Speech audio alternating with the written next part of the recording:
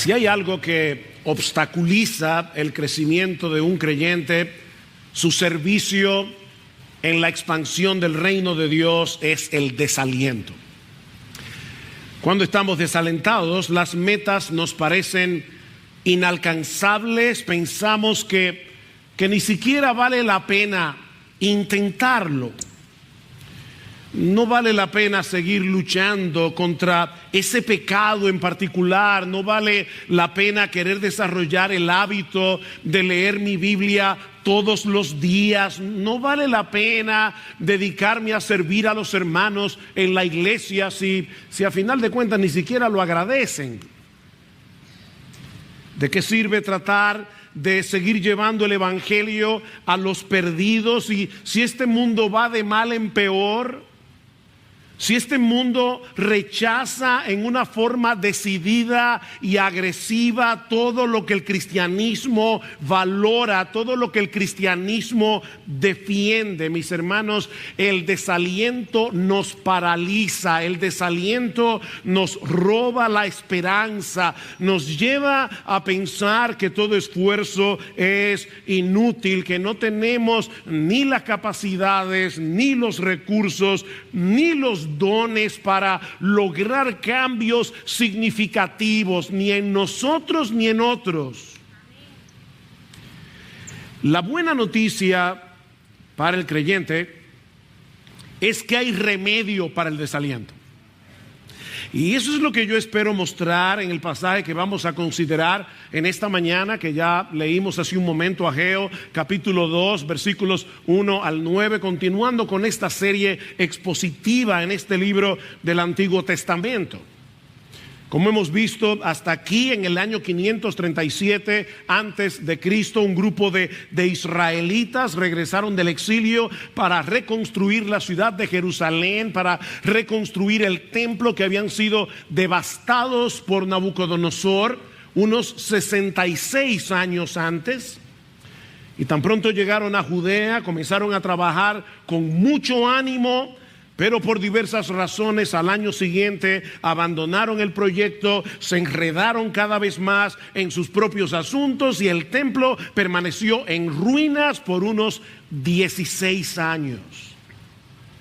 Estos israelitas pusieron sus intereses personales por encima de la gloria de Dios. Pusieron sus intereses por encima de la presencia de Dios en medio de ellos. Pero nuestro Dios, que es un Dios de gracia, que es un Dios bueno, les envía al profeta Ageo y al profeta Zacarías para hacerlos recapacitar. Y dice en Ageo capítulo 1 versículo 14 que el Señor mismo despertó el espíritu de los líderes del pueblo, despertó el remanente de todo el pueblo por medio de su palabra, de tal manera, mis hermanos, que todo el pueblo completo, desde el más pequeño hasta el más grande, decidieron obedecer la voz de Dios. Fue una respuesta sorprendente al ministerio de Ageo. Pero al poco tiempo de haber reiniciado la obra, se enfrentaron con otro problema. Muchos de ellos tenían edad suficiente como para recordar la magnificencia del templo de Salomón. Y eso los desalentó profundamente, porque ellos sabían que no tenían los recursos para llevar a cabo una empresa de esa magnitud. Dice en Esdras capítulo 3 versículo 12 que muchos de los sacerdotes y levitas y jefes de las casas paternas, los ancianos, escuchen bien, que habían visto el primer templo, cuando se echaban los cimientos de este segundo templo delante de sus ojos, lloraban en alta voz, mientras muchos daban gritos de alegría. Aquí vemos el contraste. Los más jóvenes estaban eufóricos porque se había reiniciado la reconstrucción del templo, pero los mayores lloraban porque este nuevo templo les parecía demasiado insignificante. Estos israelitas necesitaban urgentemente unas palabras de aliento. Y si yo conozco un poco de la naturaleza humana, comenzando por la mía. Yo estoy seguro que hay muchos aquí que en el día de hoy necesitan una palabra de aliento.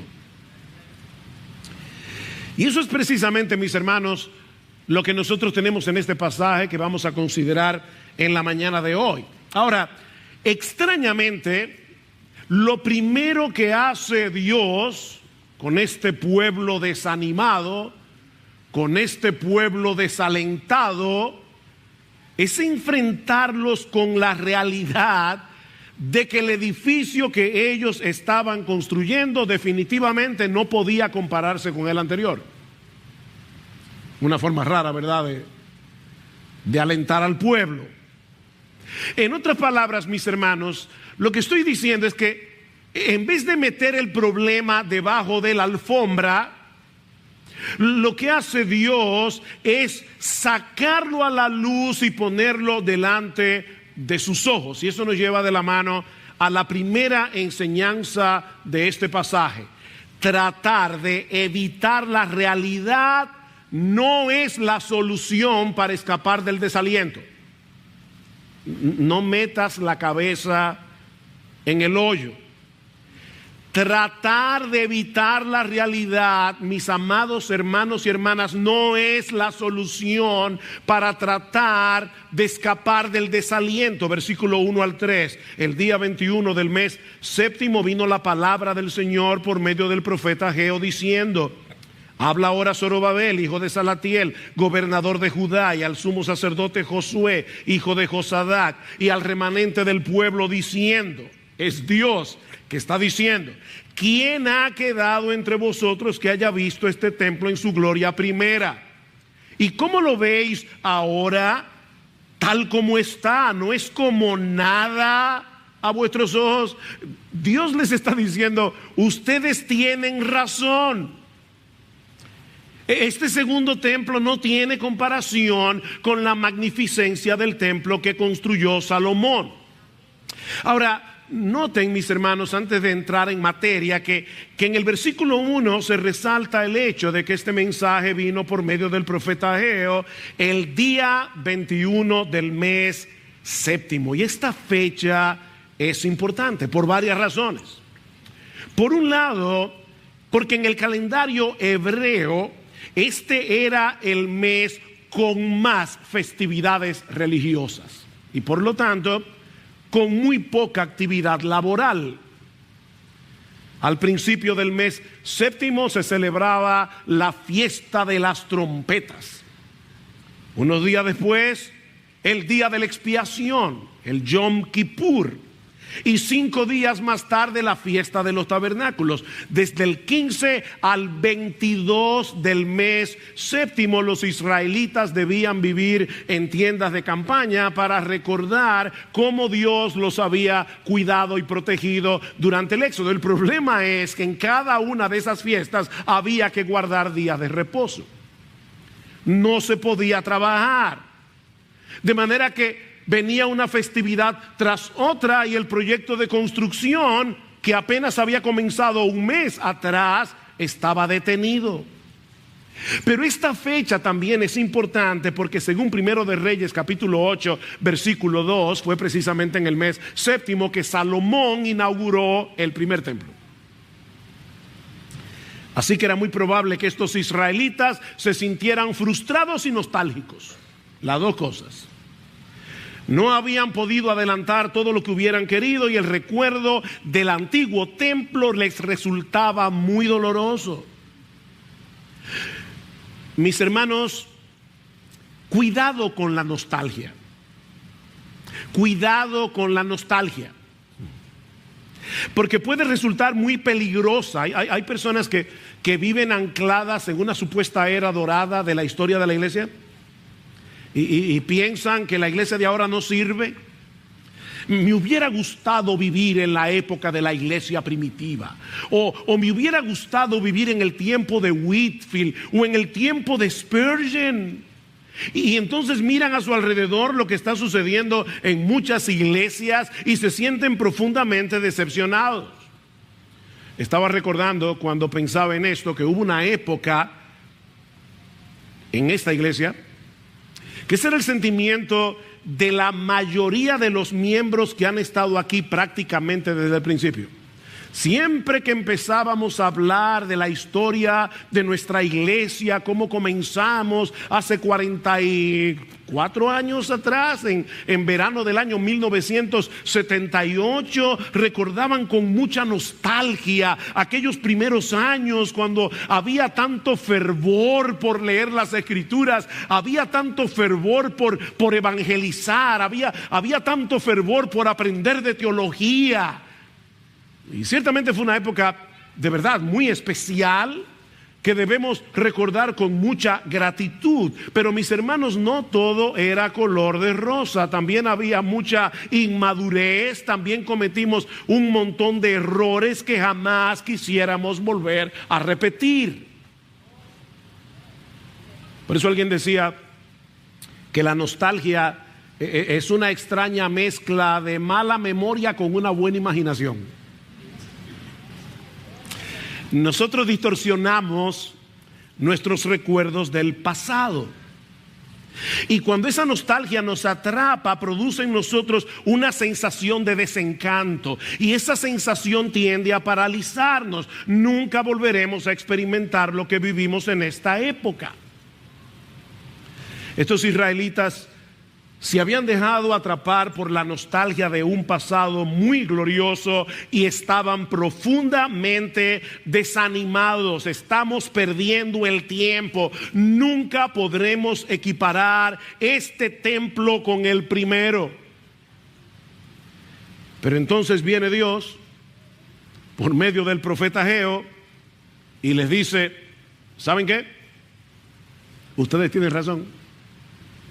Ustedes tienen razón.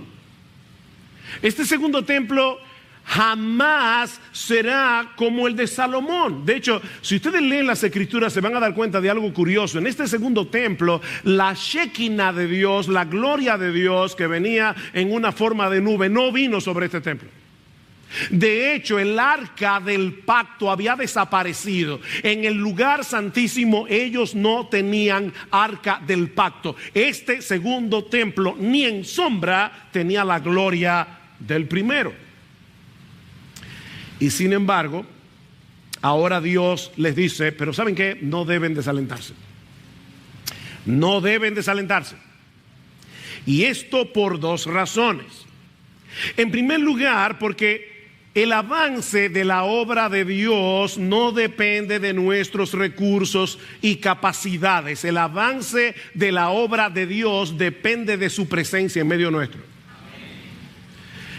El asunto aquí no es la magnificencia del edificio. El asunto aquí es la presencia de Dios. Noten el versículo 4. Pero ahora esfuérzate, Zorobabel, declara el Señor. Esfuérzate tú también, Josué, hijo de Josadac, sumo sacerdote. Y esforzaos todos vosotros, pueblo de la tierra, declara el Señor. Y trabajad, porque yo estoy con vosotros, declara el Señor. Conforme a la promesa que os hice cuando salisteis de Egipto, mi espíritu permanece en medio de vosotros, no temáis. El problema de esta gente era que estaban magnificando los obstáculos y minimizando a Dios.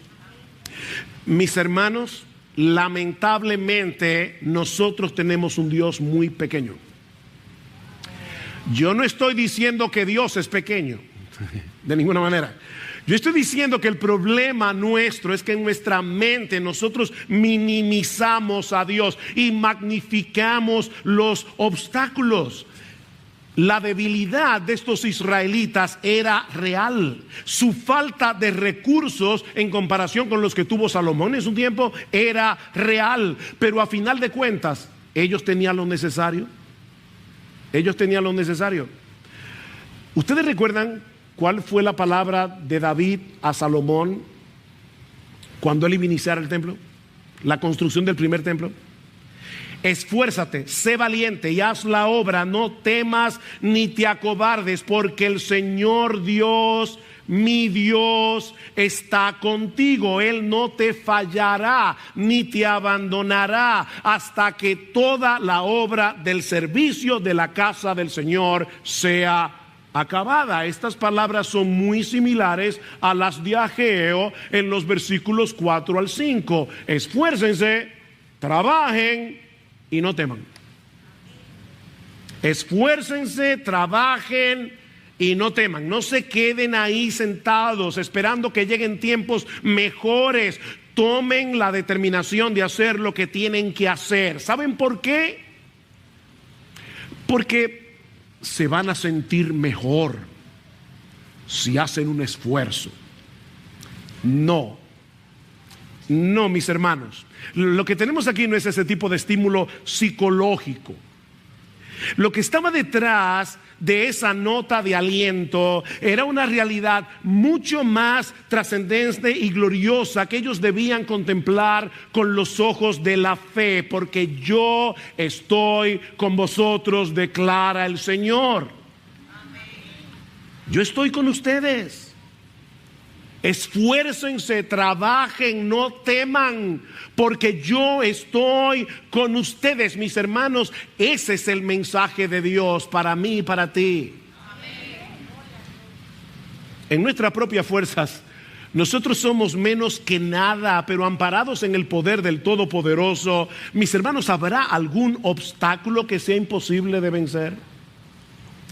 Esta semana, uno de los hermanos de nuestro grupo pequeño nos recordó una frase que Jerry Bridges usa en algunos de sus libros y que describe muy bien esa dinámica misteriosa de la vida cristiana. La frase es responsabilidad dependiente.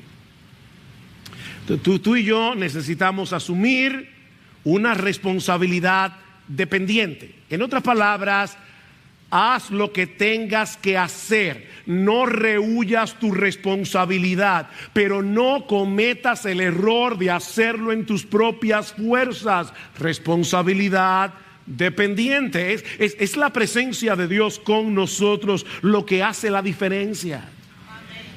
Y es por eso que esta promesa se repite una y otra vez, una y otra vez, una y otra vez a lo largo de todas las Escrituras. Deuteronomio 31. Dios le dice a Josué: sé firme y valiente, porque tú entrarás con este pueblo en la tierra que el Señor ha jurado a sus padres que les daría. El Señor irá delante de ti. Él estará contigo. No te dejará, no te desamparará. No temas ni te acobardes.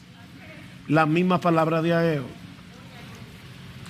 Y luego en Josué capítulo 1 versículo 5, nadie te podrá hacer frente en todos los días de tu vida. ¿Tú dices eso? Nadie te podrá hacer frente en todos los días de tu vida. ¿Por qué? Porque así como estuve con Moisés, estaré contigo. No te dejaré ni te abandonaré. Versículo 9, no te lo he ordenado yo. Sé fuerte y valiente. No temas, no te acobardes, porque el Señor tu Dios estará contigo por donde quiera que vayas. No hay un lugar, no hay una esquina en todo el universo en el que nosotros estemos solos de Dios. Y así, créame, yo pudiera seguir citando un texto tras otro. Uno de los problemas que tuve esta semana fue saber qué texto coger, qué texto dejar. Esfuérzate, trabaja y no temas, porque yo estoy contigo. Versículo 5, conforme a la promesa que os hice cuando salisteis de Egipto, mi espíritu permanece en medio de vosotros. No temáis. No temáis. En vez de fijar sus ojos en las glorias pasadas del templo de Salomón y llenarse de una nostalgia paralizante, recuerden, le dice Dios, el pacto que yo hice con ustedes. Cuando los saqué de la tierra de Egipto, yo les hice una promesa, que yo sería vuestro Dios, que ustedes serían mi pueblo, que mi espíritu estaría en medio vuestro, declara el Señor, el mismo espíritu que le dio orden al caos en la creación. Mi espíritu estará con ustedes. O como lo dice más adelante a través del profeta Zacarías. No es con ejércitos, es un texto muy conocido, no es con ejército, no es con fuerza, sino con mi espíritu, ha dicho Jehová de los ejércitos. Mis hermanos, la obra del Espíritu en nosotros no elimina nuestra responsabilidad. ¿Se dieron cuenta? Nosotros tenemos que esforzarnos. Nosotros tenemos que trabajar. Tenemos que hacer lo que tenemos que hacer. Pero sabiendo al mismo tiempo que en una forma misteriosa el Espíritu está moviendo nuestra voluntad y está haciendo eficaz nuestra labor. ¿Quién toma la decisión de trabajar? Tú y yo. ¿Qué pasó previo a eso? El Espíritu de Dios obró. Por eso es que Pablo dice en Efesios capítulo 2 versículo 10 que nosotros somos creados por Dios, nuevas criaturas, somos una nueva creación de Dios, y que Dios ha puesto delante de nosotros buenas obras para que anduviésemos en ellas, de tal manera que todo lo que hacemos después de convertidos es solo para la gloria de Dios. Es su gracia en mí, como cantábamos hace un momento. Así que anímate, mi hermano. ¿Tú viniste desanimado a la iglesia hoy? Pensando que tú eres un inútil. ¿Tú crees que tú eres un inútil? Bueno, déjame decirte, tú eres un inútil, pero Dios es todopoderoso. Y es increíble lo que Dios todopoderoso puede hacer con un inútil que se pone en sus manos. Es como dice, ese fue uno de los textos que vino a mi mente en esta semana, Isaías 41:14. No temas, gusano de Jacob. Qué alentador. Mañana serás un león. No, tú eres un gusano y seguirás siendo gusano, pero trillarás montes, vas a allanar collados, porque yo estaré contigo.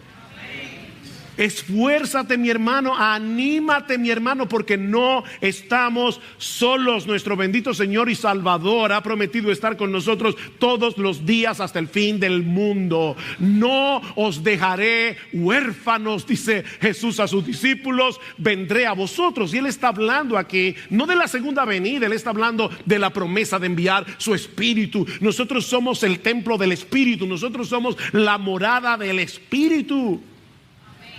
¿Tú te das cuenta, mi amado hermano y hermana, lo que eso significa? Si eres cristiano, el Espíritu Santo mora en ti, está obrando en ti y por medio de ti. Eso debería ser suficiente para sacarnos del pantano del desaliento.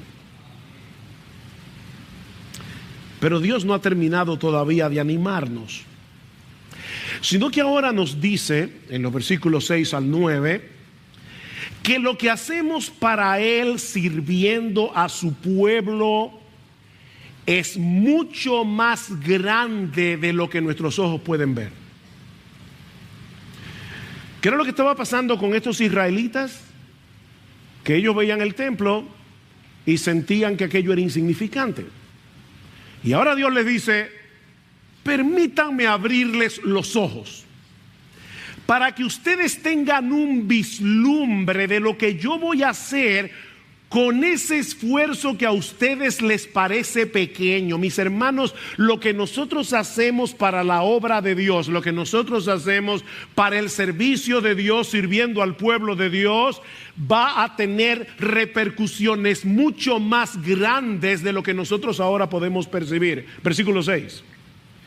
Porque así dice el Señor de los ejércitos: una vez más, dentro de poco, yo haré temblar los cielos y la tierra, el mar y la tierra firme, y haré temblar a todas las naciones. Vendrán entonces los tesoros de todas las naciones, y yo llenaré de gloria esta casa, dice el Señor de los ejércitos. Mía es la plata, mío es el oro, declara el Señor de los ejércitos. La gloria postrera de esta casa será mayor que la primera, dice el Señor de los ejércitos, y en esta este lugar daré paz, declara el Señor de los ejércitos.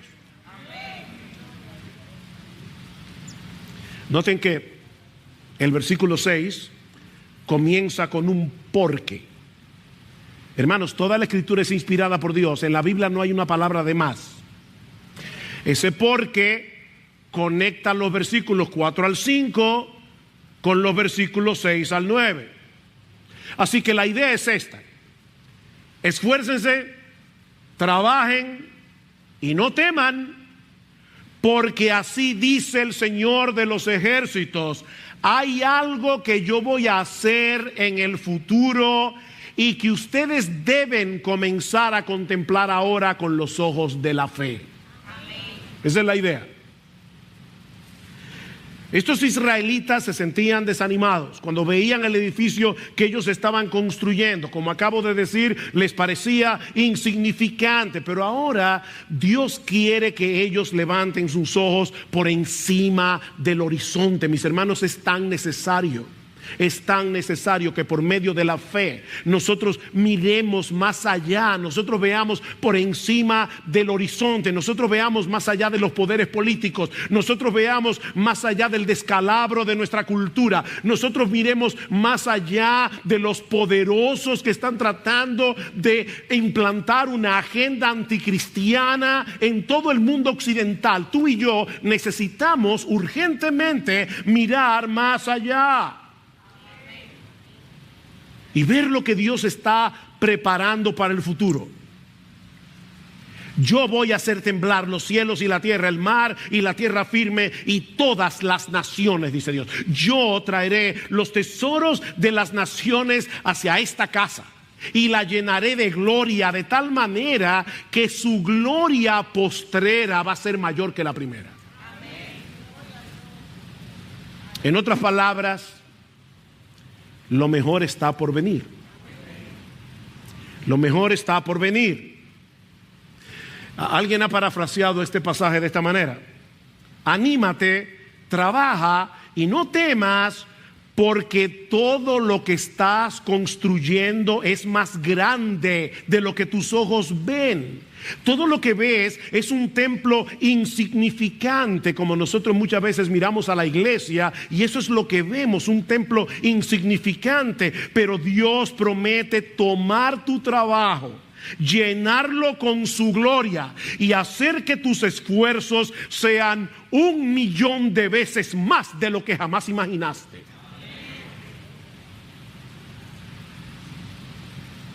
Ese templo que se estaba construyendo en los días de Ageo era un pequeño eslabón en la historia de la redención, en una cadena de eventos extraordinarios que Dios iba a llevar a cabo, dice él en el versículo 6, dentro de poco. Ahora, obviamente, hermanos, ese dentro de poco es en el calendario de Dios, no en el nuestro. Dentro de poco. Y como para Dios un día es como 1000 años, 1000 años es como un día. Es dentro de poco. Espérenlo. Yo voy a hacer temblar la tierra. Mis hermanos, siempre que se usa esa frase, ese tipo de expresión en las escrituras, es para referirse a una manifestación visible de la presencia magnificente de Dios. ¿Recuerdan lo que pasó en el monte Sinaí? Cuando Dios descendió para dar la ley al pueblo, dice que el monte humeaba, dice que vino un gran temblor, dice que se oía un sonido de bocina. El pueblo estaba aterrado porque Dios había descendido del cielo con toda su magnificencia a encontrarse con su pueblo. De manera que lo que Él está diciendo aquí es que Él mismo se haría presente en medio de su pueblo en la magnificencia de su gloria. O sea, lo que el templo del Antiguo Testamento representaba se haría realidad. ¿Qué era lo que ese templo representaba? La presencia de Dios. Y ahora Dios está diciendo: no se preocupen, yo voy a hacer temblar los cielos, yo voy a hacer temblar la tierra, porque yo mismo vendré. y me haré presente en medio de su pueblo. ¿Cuándo se cumplió esta profecía? Bueno, inicialmente se cumplió en la encarnación del Hijo de Dios, cuando la segunda persona de la Trinidad asumió una naturaleza humana para venir a salvarnos. Juan capítulo 1, versículo 1, en el principio era el verbo era con Dios, el verbo era Dios. ¿Y qué dice en el versículo 14? Y aquel verbo fue hecho carne y vimos su gloria, gloria como del unigénito del Padre, lleno de gracia y de verdad. Jesucristo es el templo de Dios. Es por eso que en el capítulo siguiente, en Juan capítulo 2, cuando el Señor es retado por la limpieza del templo, ¿qué les dice Cristo? Destruid este templo y en 3 días yo lo levantaré. Y Juan aclara en una nota editorial, pero él hablaba del templo de su cuerpo. Él hablaba del templo de su cuerpo. Es por eso que en Mateo capítulo 12, versículo 6, Cristo le dice a los judíos, señalándose a sí mismo: uno mayor que el templo está aquí. Yo soy mayor que el templo. Mis hermanos, Cristo es el verdadero templo de Dios. Cristo es el lugar de encuentro entre Dios y los hombres. Es por eso que dice en el versículo 9 que en ese lugar Dios dará paz. Cristo es nuestra paz, dice Pablo en Efesios capítulo 2. Él es nuestra paz. Cristo nos reconcilió con Dios por medio de su muerte en la cruz. Cristo reconcilia a pecadores entre sí en la sociedad de la iglesia. Cristo nos concede la bendición de poder experimentar la paz de Dios que sobrepasa todo entendimiento. Él es nuestra paz. Mi paz os dejo, mi paz os doy. Es en ese lugar llamado Jesucristo donde el hombre puede experimentar verdadera paz. Y Él está atrayendo hacia sí a todos los elegidos del Padre y formando con ellos un gran templo espiritual en el que manifiesta su gloria, como dice Pablo en Efesios capítulo 3, versículo 21. A Él sea gloria en la iglesia, en Cristo Jesús, por todas las edades. Es en ese contexto que los tesoros de las naciones serán traídos y consagrados a Dios. Yo estoy consciente de que la Reina Valera del 60 dice: y vendrá el deseado de las naciones, pero ahí hay un problema. El verbo está en plural. Lo que dice es vendrán. Vendrán los tesoros, vendrán lo deseado de las naciones. Nuestro Dios es soberano. Cristo prometió que Él habría de edificar a su iglesia y que las puertas del Hades no iban a prevalecer contra ella. Nada ni nadie va a impedir que aún los reyes de la tierra vengan y se postren, como dice en Isaías, delante del Mesías. Y al final en Apocalipsis dice que los reyes de la tierra traerán sus glorias al Mesías. Lo que estos israelitas de los días de Ageo estaban edificando representaba algo muchísimo más glorioso de lo que sus ojos podían ver. Mis hermanos, ese templo físico representaba al Dios encarnado, a nuestro bendito Señor y Salvador Jesucristo, que en unión con su pueblo, la iglesia, es el verdadero templo del nuevo pacto, formado de piedras vivas de todo tribu, pueblo, lengua y nación, y que ya no se encuentra limitado a la ciudad de Jerusalén, sino disperso en el mundo entero.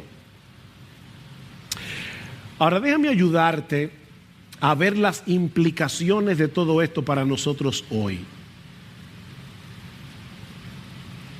Porque es posible que algunos de nosotros estemos padeciendo de la misma miopía espiritual que tenían estos israelitas de los días de Ageo. Cuando ellos veían lo que estaban construyendo, les parecía insignificante. Ahora yo te pregunto, ¿y qué de nosotros hoy? Mis hermanos, ¿estamos nosotros conscientes de lo que implica trabajar para la edificación del templo de Cristo? Y no olviden que aquí no estamos hablando de este edificio de varilla y de cemento. Estamos hablando del verdadero templo. Pablo dice en Efesios 2 que los creyentes estamos siendo edificados, escuchen esto mis hermanos, es importante, sobre el fundamento de los apóstoles y profetas, siendo la principal piedra del ángulo Jesucristo mismo, en quien todo el edificio, ¿quién es el edificio? Nosotros los santos, los creyentes que estamos siendo edificados sobre la doctrina apostólica, en quien todo el edificio bien coordinado va creciendo para ser un templo santo en el Señor. Nosotros nos mudamos aquí, en este edificio, en el año 1998, si no me acuerdo mal. Del 98 hasta acá, este edificio no ha crecido ni una pulgada. Está del mismo tamaño. Sin embargo, el edificio que Pablo está describiendo en Efesios 2 es un templo que crece. ¿Se dieron cuenta? Dice, bien coordinado, va creciendo para ser un templo santo en el Señor. Este es un edificio que crece. Porque la iglesia no solamente es un edificio, sino que también es un cuerpo. Estas dos metáforas, estas dos figuras se complementan entre sí. Y Pablo nos explica cómo es que ocurre ese crecimiento de este edificio que es también un cuerpo, que es el templo de Dios, que es la iglesia del nuevo pacto. ¿Cómo ocurre eso? Bueno, sucede de esta manera. Dios le da a esa iglesia pastores y maestros. ¿Y qué hacen esos pastores y maestros? Enseñan la palabra y equipan a los santos para que los santos hagan la obra del ministerio. Y dice más adelante que todos nosotros, óyeme, miembro de Iglesia Bíblica del Señor Jesucristo, si tú eres miembro de esta iglesia, yo no estoy hablando de tu vecino, estoy hablando de ti. De ti, que tu nombre está en una lista de miembros de esta iglesia. Todos nosotros, dice Pablo, hablando la verdad en amor, podamos crecer en todo en aquel que es la cabeza, esto es Cristo, de quien todo el cuerpo bien concertado y unido entre sí por todas las coyunturas que se ayudan mutuamente según la actividad propia de cada miembro, el cuerpo recibe su crecimiento para ir edificándose en amor. Cada miembro tiene sus propios dones, cada miembro ocupa su lugar, cada miembro tiene algo que hacer aquí. Mi hermano, mi hermana, tú te das cuenta que al hablar la verdad en amor a algún hermano, algún miembro de tu iglesia, tú estás puliendo esa piedra viva para que el templo de Cristo siga creciendo en gloria y hermosura. ¿Sabes que hay algo curioso en el Antiguo Testamento? Y es que en el templo de Salomón las piedras debían ser pulidas en la cantera, porque Dios dijo: yo no quiero ruido en la construcción del templo. Así que todo el ruido era en la cantera, donde las piedras eran medidas, eran pulidas y entonces eran traídas y colocadas exactamente en el lugar que le correspondía. Bueno, mis hermanos, esta es la cantera del templo que Dios está construyendo en la gloria. La piedra va a llegar allá pulidita. Pero ahora te toca a ti y me toca a mí hacer ese trabajo, porque nosotros estamos construyendo un templo. Puede que te parezca algo insignificante consolar a un creyente en medio de su aflicción, o corregir a un hermano que tú percibes que puede estarse extraviando, o ayudarlo de cualquier manera en su proceso de santificación. El cristianismo es un proyecto de comunidad. Nadie crece solo. Somos una familia. Y no son los pastores. Es increíble cómo los hermanos inmediatamente piensan que si alguien está andando mal, bueno, los pastores. Sí, los pastores tenemos un trabajo que hacer, y tú también. Somos un cuerpo, somos un equipo, somos una familia, donde todos nos preocupamos por todos.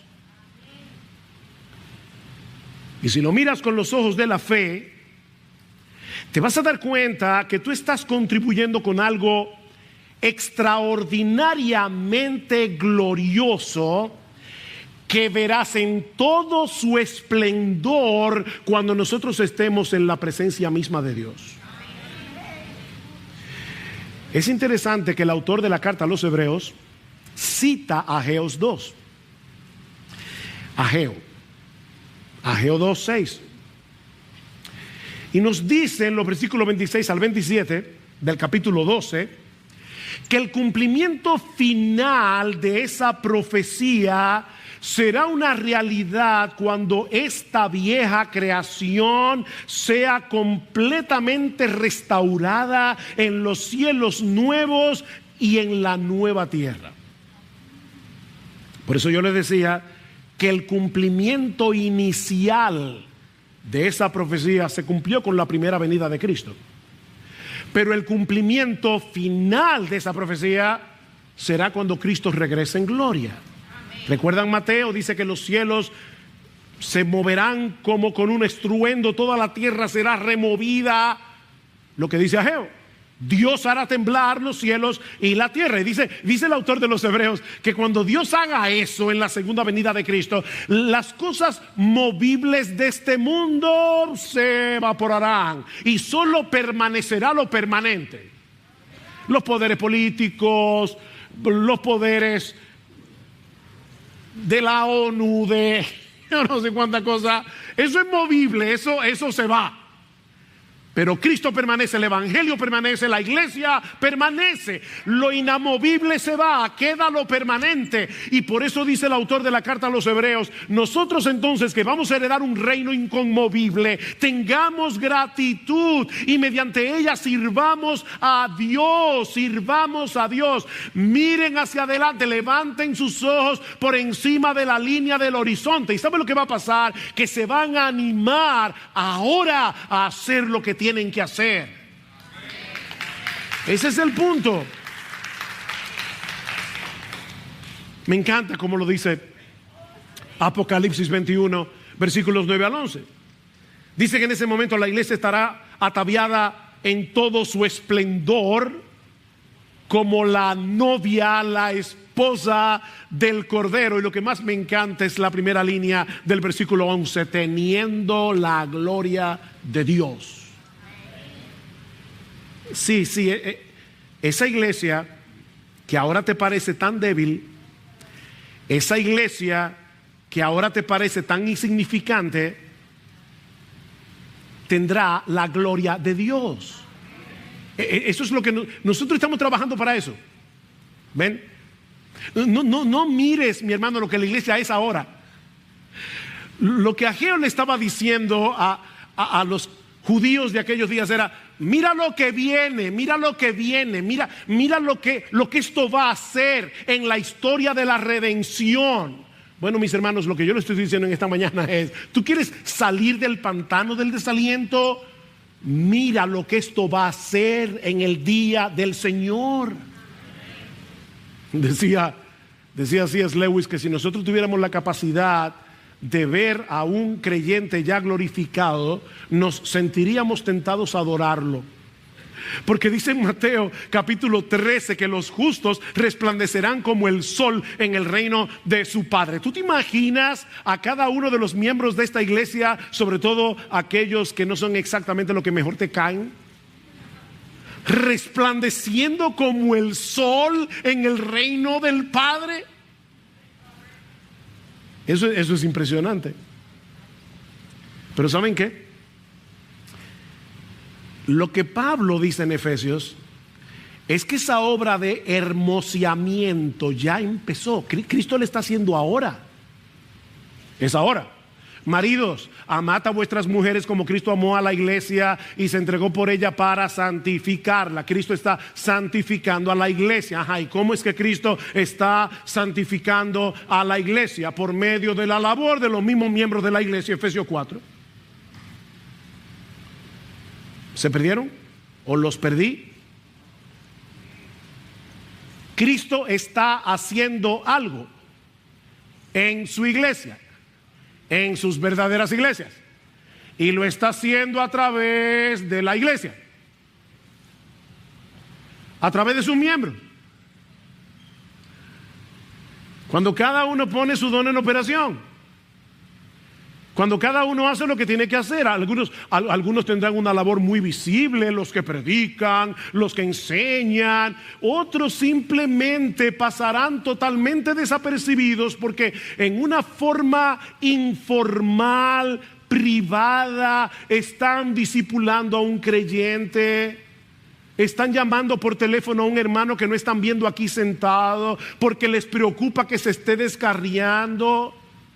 Exhortaos los unos a los otros, Hebreos capítulo 3, exhortaos los unos a los otros entre tanto que se dice hoy, para que ninguno de vosotros se endurezca por el engaño del pecado. Nadie sabe que este miembro llamó a este miembro. Es algo privado, no es algo público, pero mis hermanos, nosotros estamos construyendo algo impresionante.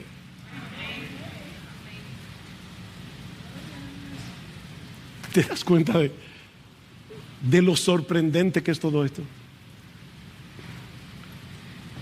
Mis hermanos, lo que estoy diciendo es que nuestro Señor Jesucristo está edificando a su iglesia a través de miles de pequeños esfuerzos. Nada dramático. Miles de pequeños esfuerzos llevados a cabo por personas débiles como tú y como yo. ¿No te anima eso?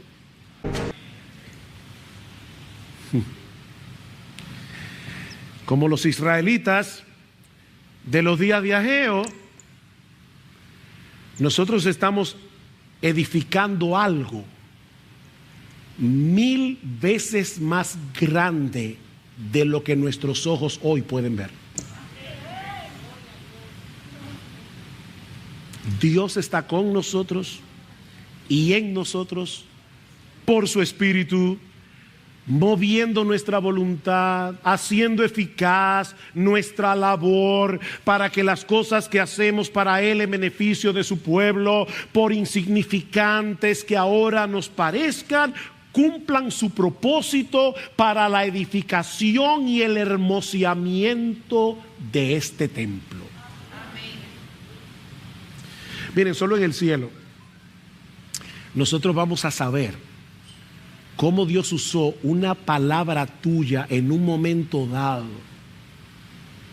para darle una pulidita a una de estas piedras vivas. Es más, puede ser que a ti ya se te olvidó. Lo bueno es que Dios no olvida. Dice que Él tiene un libro de memoria. Dios tiene un libro allá arriba. Miren, mis hermanos, hasta un vaso de agua dice que Dios lo va a recompensar. Eso para mí me parece increíble, porque es Dios el que mueve nuestra voluntad, es Dios el que hace eficaz nuestra labor y luego Dios nos recompensa. Y Él no olvida. Aquí la gente sí olvida, pero Dios no. Él tiene buena memoria. Y ahora yo te pregunto, ¿tú crees eso? ¿Tú crees eso? ¿Tú crees que Cristo puede edificar y hermosear esta iglesia bíblica del Señor Jesucristo a través de ti, a través de ti, a través de ti, a través de tú crees eso? Dice Pablo en 2 Corintios 12:9 que el poder de Dios se perfecciona en nuestra debilidad. Aunque en este momento seamos incapaces de ver el resultado final de nuestro esfuerzo. Es por fe que andamos, no por vista. Así que anímate, mi hermano, mi hermana, anímate a poner tus dones en operación, anímate a servir donde tengas la oportunidad de hacerlo, porque lo cierto es que lo que estás edificando ahora es mucho más grande de lo que eres capaz de ver. Ya me lo dijo, pastor, y te lo repito otra vez. A Pablo no le era molesto repetir la misma cosa y a mí tampoco. Es que yo quiero que tú trabajes por fe. Eso es como los maestros de niños. Yo admiro a los maestros de los niños.